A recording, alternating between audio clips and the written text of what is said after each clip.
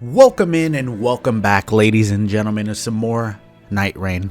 Today is a little bit different because with Deep of Night comes Deep of Night stats. A little while ago, Bandai ended up releasing a bunch of infographics about what characters are the most used, what bosses kill people the most, what enemies kill people the most. So we're going to go over this, and I want to see, if you haven't seen this, can you possibly guess what the tops will be for all of these? So I'm not even going to blur this one out to start off with, because I think this one is a wash, right? Like, how often do people get into depth 5, where even I'm not in there, and 3% of people have reached depth 5, and it's actually pretty interesting that most people really seem to reach depth 2, even though it has a lower percentage, obviously, than depth 1, but depth 1 has a 37 compared to 33, so there's only a tiny percentage of discrepancy between both of those. Then it's a much bigger jump of 13% between depth 2 and depth 3, and then even bigger discrepancy between depth 3 and depth 4. And then obviously when it comes to depth 5, it's like either the best players and or typically what it does seem to be, which is obviously what it's supposed to be, the best builds. Most of the time, probably a lot of duchesses, using Crystallian sorceries that just kind of shotgun blast things to death. Because by my personal experience, that does seem to be one of the best builds, not only because of the damage output you have with her different stat variety, being able to multiply that damage with restage, and obviously having some of the best dodges in the entirety of the game. So the favorite skins in all of Nightreign for each Nightfare. One thing that I do love, by the way, and I'm going to block this out. So we have 3 that happen to be the Darkness skin. 3 back-to-back characters, the top skins, the most popular skins. Number 1 most popular being the Recluse, of course. In my opinion, probably the second best Darkness skin. I would prefer the Duchess skin over any of the other Darkness skins. And then you get a little more interesting with Guardian. Because I will admit that I love the Crow, but goddamn, this skin does look really cool. The white and gold and making him like a white eagle just matches perfectly.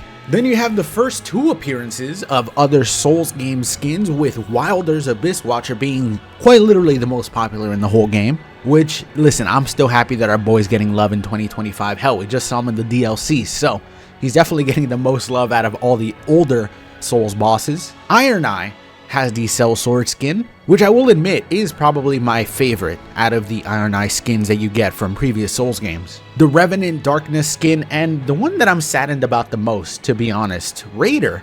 The Remembrance skin being probably the best skin that you have for the Raider, because all the other skins, in my opinion, are not the best, and the Remembrance skin shows that he has no nipples, so clearly it is the best. Gestures, which, to be honest, up until I read this, I completely forgot that you can do gestures in this game. The only time people tell me to do gestures is when they tell me to lay on the edges of tables and use the spread out emo and point the camera down when I'm using somebody like Recluse or Undertaker.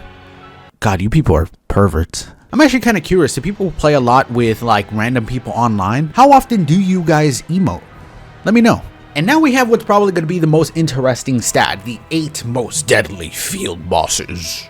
Now when I tell you guys field bosses, obviously I think a lot of people are going to be able to guess some of the most tough and ridiculous bosses.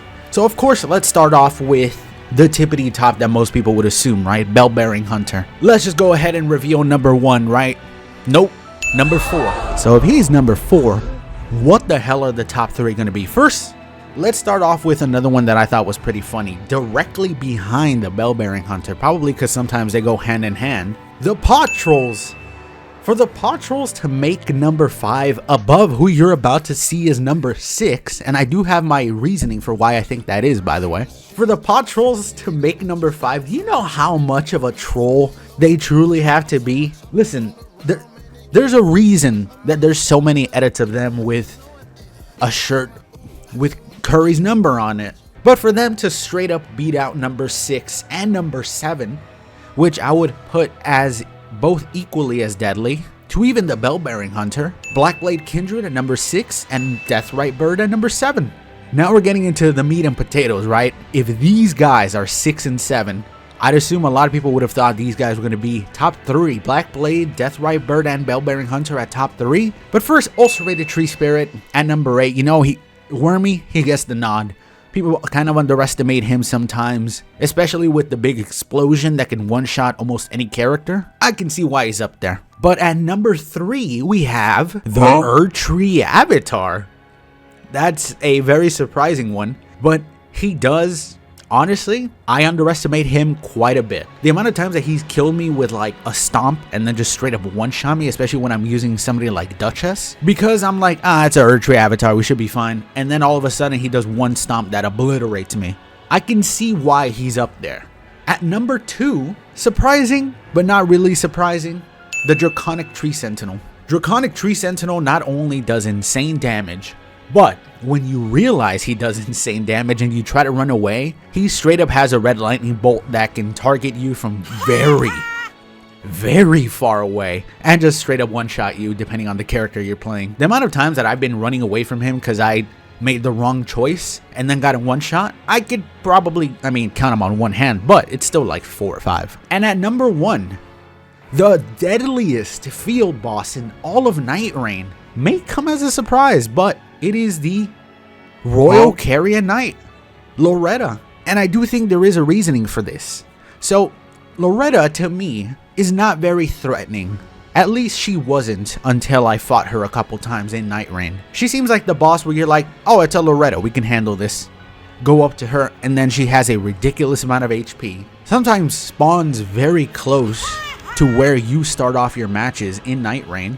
So you decide to try to go pick a fight, see if you can handle it. With the amount of different spells that she has, especially with the little swords, the magic swords that can one-shot you, even just one of the little swords, the amount of people that she probably picks off is insane. Same goes for when you get the town as one of these shifting earths. There's, on one side, a nice hippo.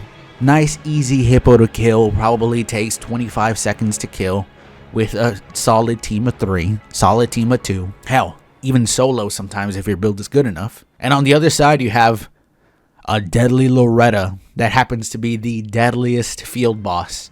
Can you guess how often people go for the hippo? I honestly would say, from my experience, like 50-50. And those are usually the same odds that I give those people to survive that same Loretta. So I can easily see why Loretta is the deadliest boss in all of Nightreign. I honestly think Bellbearing Hunter would be higher, but he has that fear factor to him. People know his deadliness. Same goes for Black Blade Kindred and Deathrite Bird. They are bosses that people really don't fuck with because of their notoriousness. They're notorious for being absolute monsters. While stuff like Erdtree Avatar and Loretta don't really have that same reputation, right? There's so many shorts, there's so many YouTube videos of people seeing Bellbearing Hunter out in the field or under the castle and just turning around and leaving. Same goes for Black Blade Kindred, Deathrite Bird. Those are 3 bosses where I don't mess with them unless I am above like level 12 and have a good setup. And even then, if my team I can tell can't handle it, I just run away and ignore them. So I can see why those are so low, because they are those that people don't take risks on. Whereas these top 3, especially number 1 and number 3, a lot of people are going to be taking a lot of risks trying to kill them, seeing if they can, and then turns out they can't. There's been 1.2 billion rescues. 1.2 billion revives is absolutely insane.